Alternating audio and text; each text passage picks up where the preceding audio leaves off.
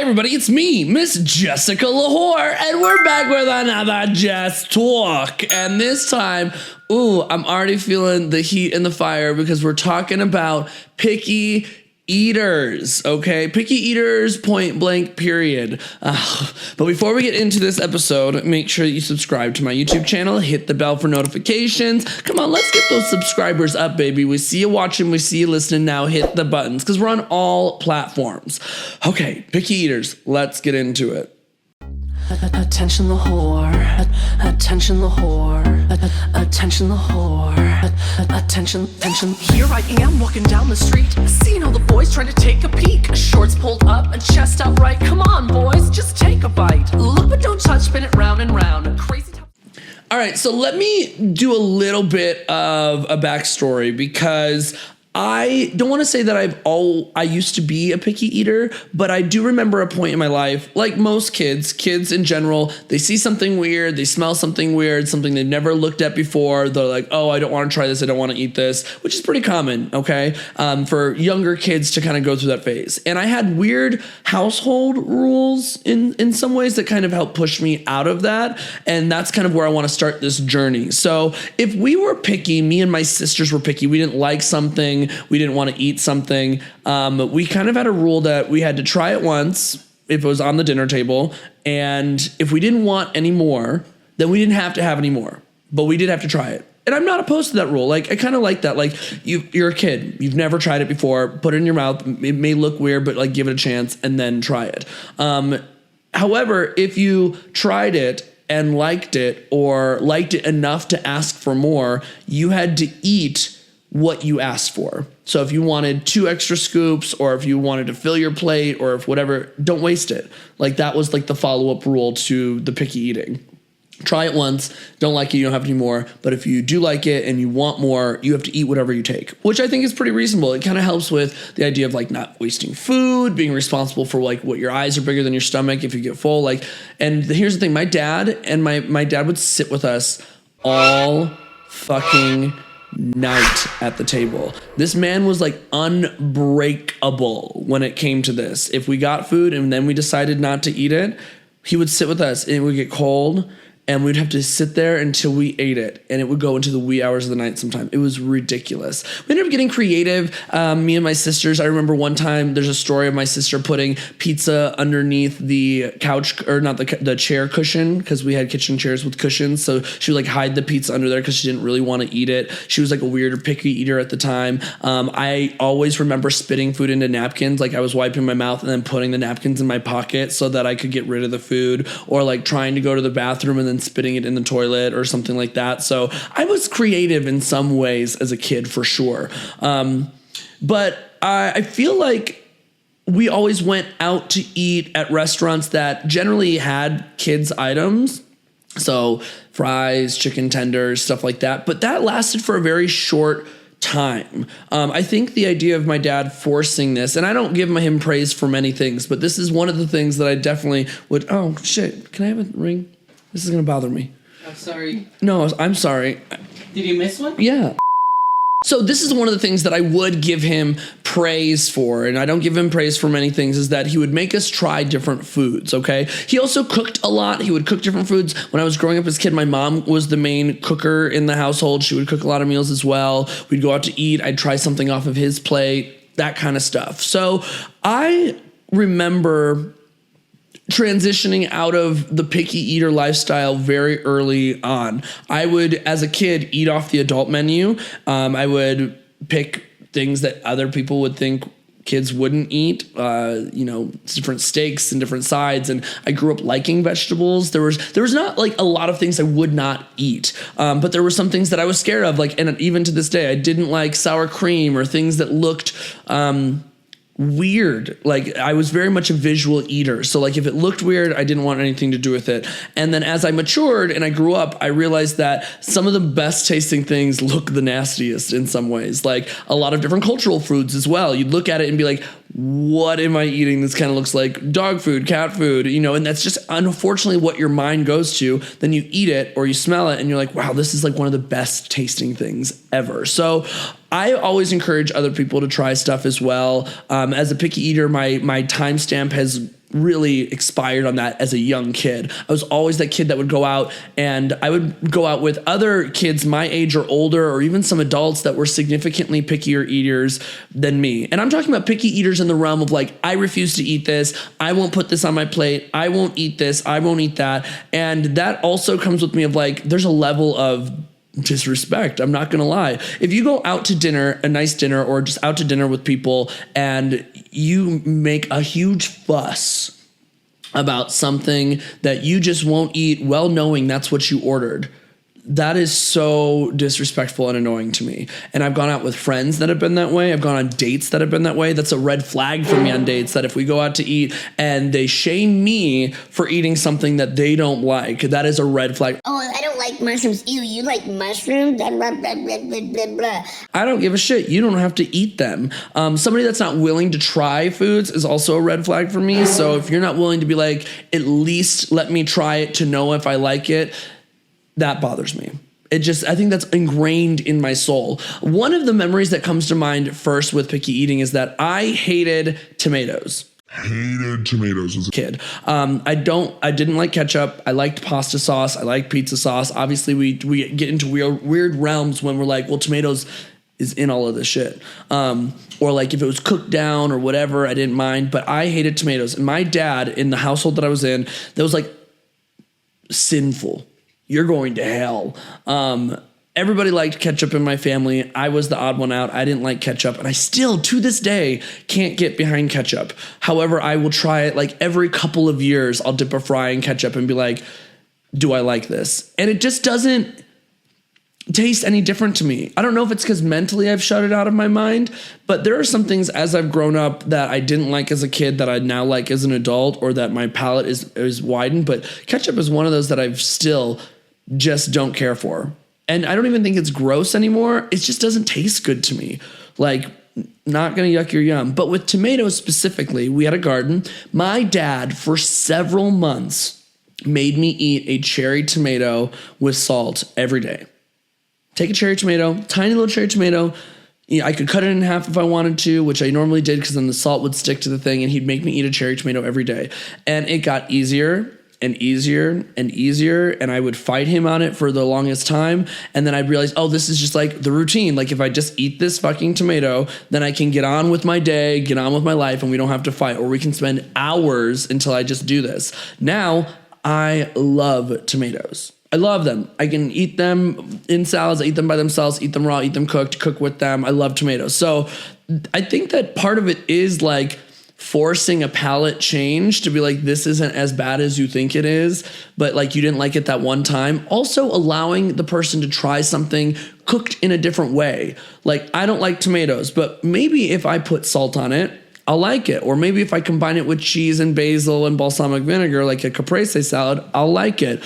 Or maybe I don't like the way this person cooks this way, this fish. I know a lot of people like, I don't like when this person cooks fish this way, but when this person cooks fish this way, it tastes incredible. So really opening up your mind from who's doing it, how many times you've tried it, when was the last time that you tried it, and what is actually real? Like, what are you trying to fake your brain out about being a picky eater? And my example of that is I went many, many, many years, probably up until my early 20s, thinking that I hated peanut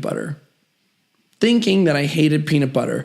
Not realizing that Butterfingers are one of my favorite candies, and I've been eating them since I was a kid, and they have peanut butter in them. And it's because one time when I was a kid, I had a PB&J and it didn't taste good. So I just automatically, put peanut butter out of the question. I'm never going to try it again. Then after I realized, after being a stupid fucking human, that peanut butter's in Butterfingers, it's literally in the name a little bit. I went and had a PB&J and I loved it. I now put peanut butter on my bananas. I eat it by itself. I'll put it on a sandwich. I'll dip fruit in it. And it's just like one of those things that you psych yourself out because you think you had that one bad experience, but in reality, it's not. It's not. It's all a mental thing. I also think that about blind taste testing. I think a lot of picky eaters would be less picky about the food they ate if they did not see it first, because they're already psyching themselves out about it. If they know what it is, they're like, oh, I already don't like this, Oscar. and they didn't even get a chance to try it or put it in their mouth or let their taste buds take over. It makes me think of that moment in Ratatouille where they combine like the three things. He's like, close your eyes and let the flavors melt together. And there's like fireworks and shit. That is me. And I became more of a less picky eater when I started smoking weed too. Because when you're high, you come up with the craziest shit that should not be good food combinations that you weren't going to eat before, but you're like, that's the only thing in the house. And then you eat and you're like, this is really hitting the spot. This is everything right now. So picky eating does not exist in my life. It hasn't for a very long time. I try everything. I'm now that person that goes to a restaurant and I'll ask the waiter, like, what is your favorite thing or favorite top 3 things? And depending on their response, I'll get that. I won't even look at the description. I'm just going to give them the go ahead and try it. And most of the time, probably 95% of the time, it's amazing. And sometimes because I'm such a not picky eater that I have a hard time choosing what I actually want to eat because everything sounds good. One benefit of being a picky eater is that you're like, all of this scares me and looks like shit. Let's go to the 3 menu item on the kids menu, which is chicken tenders, grilled cheese, or what? Mac and cheese. Mac and cheese, grilled cheese, chicken tenders are like the 3 staples on a kid's menu, and you ignore the entirety of the delicious menu that you're missing out of. I would say they are the Holy Trinity. You will find those on every kid's menu, and I guess that's the one benefit is you get a cheaper meal and you don't have to really think about what you like or what you don't like. On the opposite end, you're so restrictive of all of the amazingly good tasting food out there. Now, here's the other catch to that. If we go, or me, friends, anybody goes to a nice, like 3 to 5 star restaurant and everything is just like top level chef oriented, you should be more willing to put your comfort into the hands of a professional of that level. If we go to a nice restaurant like that as an adult and you order mac and cheese that's Kraft, I will fucking throw it at you when it's scalding hot and burn your face. Or don't come. Don't come. It's so rude. You can't sit with us. You can't sit with us! We go to like a Waffle House, a Denny's, sure, get whatever the fuck you want, okay? It's all the goddamn same anyway. It's all been frozen, barely made from scratch anyway. But don't be rude. Oh my God, don't be rude like that. I'm also that person that is not a picky eater in the sense that I'll look at a menu, especially when I go to get sushi, and I'm like, what's the weirdest sounding name or the name that has the longest pronunciation or the description that is the wildest description that I've never had, and I get it. So a lot of sashimis where it's like, this is North Atlantic, deep ocean, blue trout, mother blue trout, harvested, scaled, and lightly toasted. I'm like, yeah, I gotta get that. When is the next time I'm gonna try this shit? And it sounds amazing. And most times, like, I think very rarely will I eat it and be like, never again. And other times I'm like, wow, this is so delicious. Now, I would say you could categorize picky eaters. We've talked about the extreme, the holy trinity extreme of picky eaters. Then you have the group of people that like, I know what I like, and I know like there's some things I don't like. I don't like the taste of broccoli, period. I don't like certain sauces, period. I'll eat it, but it's not my favorite kind of thing. Or, I don't like black olives, but it's on a pizza. I'm not going to pick them up. I'll just eat it. It's not a big deal. So you have that like middle ground where I know there are some things that I don't enjoy, but I'm not going to cause a scene. I'll just deal with it. Or I can easily find something else that I enjoy more. Or then you have that picky eater group that it's texture based. It's not item based. Okay. It's, I know a lot of people that don't like slimy, mucousy textures. And that's like mushrooms, oysters, some puddings and desserts even that have that like not creamy but very like texture, and I love those textures. The more mucousy and the more boogery the item is, I probably will enjoy it more. I think that's preparing me for old age when I don't have teeth, because I love things that have a slimy, puddingy, drippy texture to it. I really do. I love saucy things, stuff like that. And there's some people like, it has to, like even floppy bacon versus crispy bacon, very much that borderline of like, I don't like the texture of floppy bacon. I need it to be really crunchy, and I would prefer it to be drippingly floppy and like a flaccid dick in my mouth. Oh, that's the only thing I want crispy. is a dick. Picky eating, but you're making, like, you're being proactive about it, I think is completely acceptable. And I do that too. Food modifications, I think, are completely appropriate as long as they're communicated to the server. If I go to a server and I say, not only is it a dietary restriction thing, I'm vegan, I'm vegetarian, no cheese, maybe I'm lactose, or it just upsets my stomach, or hey, no mushrooms because I don't like the taste, or no onions because I don't like the way that it comes out of my pores and I smell, whatever that is, or I'd like to add this, I completely agree in respectfully sending food back if it's a big major issue for you and you're like, I specifically said this. Now, if the food comes to you, you kind of have two options. One is if you fucked up, you should just deal with it and eat it. That's how I feel. If you forgot to tell the server this modification and it comes to you, you should just eat your food. Okay. Or if it's not that busy, you notice that it's not crazy, you can talk to the server and be like, this is totally my fault. I'm really sorry. I didn't even realize or look at the description like I should have that this item was in there. Is there any way I can get it without this? It would make me enjoy it more. And most of the time, depending on how you do it, and if you're mindful of the surroundings of the restaurant or the place that you're at, most of the time servers will do that. And then, of course, you tip them nicer because they're handling it nice as well. But it's the people that pop off. Now, I think that it is not appropriate to pop off of servers for missing food modifications. However, when it comes to allergies, I would probably pop off at somebody. If somebody tells you, I'm deathly allergic to onions, I'm deathly allergic to nuts, I'm definitely allergic to this, and they forget, I would definitely get very frustrated with the server and whatnot, and be like, this could have killed this person simply because of your carelessness or the chef's careless. Somebody's careless in this situation. It may not be you, but someone's careless, and this is really serious. And that would instigate me to be more passionate in my response. But I would say that's very far and few in between. I give a lot of leeway to service industry people.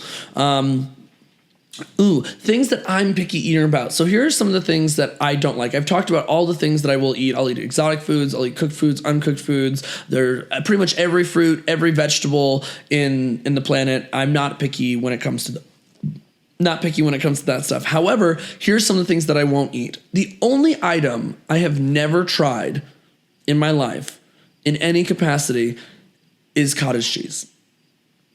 I can't. Maybe this is Jessica Tries Cottage Cheese because I can't get over how it looks. It took me a while to get over how sour cream looked, and then I tried it, and I fell in love with sour cream after I tried it. I don't think that's going to happen with cottage cheese. I think it's gross watching people eat it, and they're like, well, put some pepper in it or put some peaches in it. And I'm like, that's so dumb. That's so dumb. It looks disgusting. I don't have a desire to try it. Maybe I should just suck it up and try it, but I just don't like cottage cheese. I do have a fear of spoiled dairy. I have a major fear of spoiled dairy from throwing back milk. That's why. Maybe. But I mean, I eat everything else. I love milk. I love cheese. I love everything. But I do have a fear of spoiled dairy for sure. I think that's because I've thrown back too many milks where they've been spoiled and sour. And then that taste never comes out of your mouth. So cottage cheese I've never tried. I don't like green olives. I don't like raw black olives. I like cooked black olives. And by liked, like I tolerate them when they're in a pizza, when they're combined with other veggies. You don't really taste it, but I'm not going to go to a deli tray, pick out some olives and eat them like I see people do. Or I'm not going to order a martini because of the olive juice and the green olives in it. It's just not for me. I love my condiments. I love me some condiments. I think that'd be a great Queens Who Eat is me doing like all the condiments and trying a bunch of condiments. I would totally do it. However, I don't like ketchup. And I would say that goes into like variations of spicy ketchup or off-branded ketchup. I just have never been a huge fan of it. And that leans into like generic tomato soup. I don't like Campbell's tomato soup, things like that. If it's very like fancy at a restaurant tomato soup or a bisque, love it. But I think that's because it's being made homemade. It's not just from a can. I don't like yellow mustard, but I love spicy brown mustard. I love Dijon mustard, honey mustard, horseradish mustard, different variations there, but I don't like yellow mustard. And I think that's where it stops. What are some of like the best things that you've eaten? Oh man, I don't think I could talk on that. That's a whole different Jess talk because I love food. I'm such a foodie. Once I got over my eating disorder phase of life and I decided to bring a different approach to food, I welcome it with open arms. When I started embracing the mentality in the last 3 to 4 years of eat what I want, when I want, how much I want, when I want, but of course I'm mindful, blah, blah, blah, blah, blah.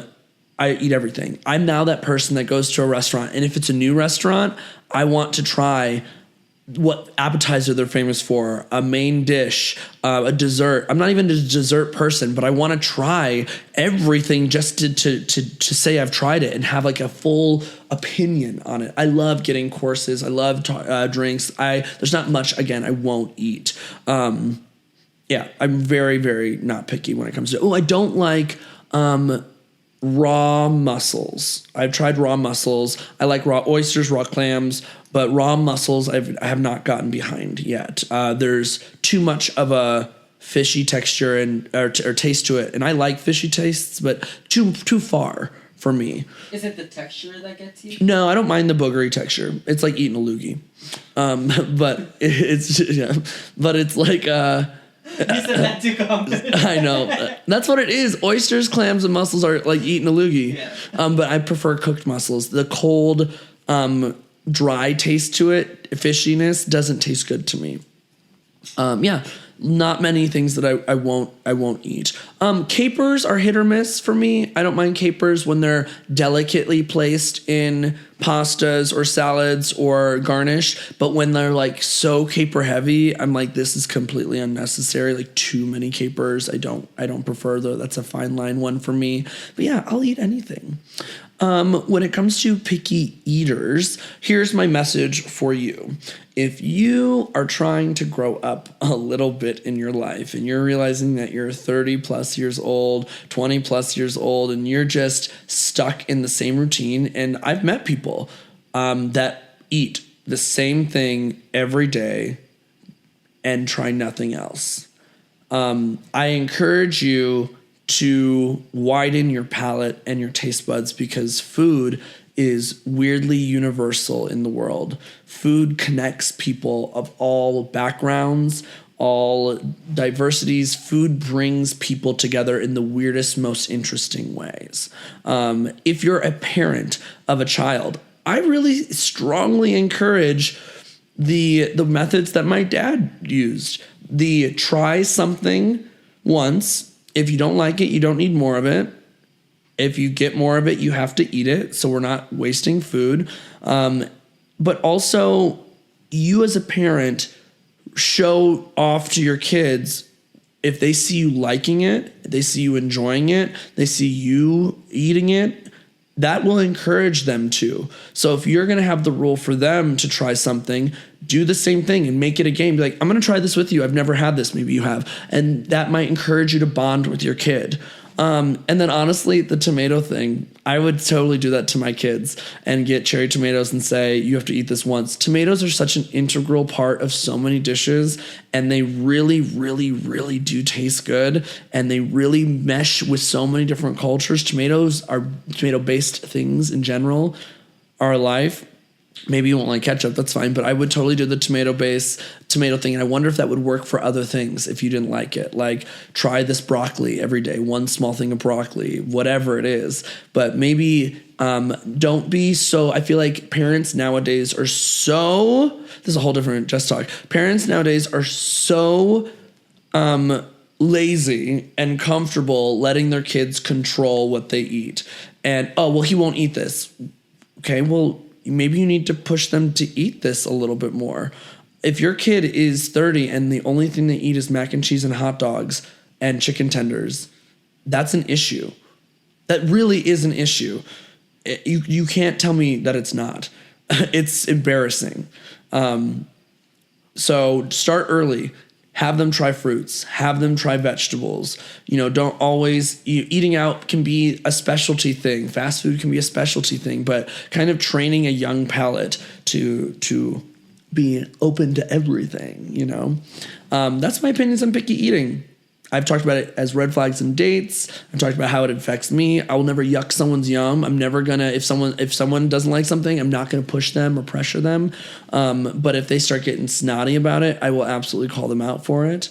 You know yourself more than anybody else knows you and what you like and you don't like, but don't be so close-minded not to allow new foods and experiences into your world. And that's my thoughts on picky eating. Tell me down below, what are your likes? What are your don't likes? Do you agree or disagree with the things that I said? And baby, we'll see you next time. Bye. I'm an attention whore. Can't help it, bitch. I'm an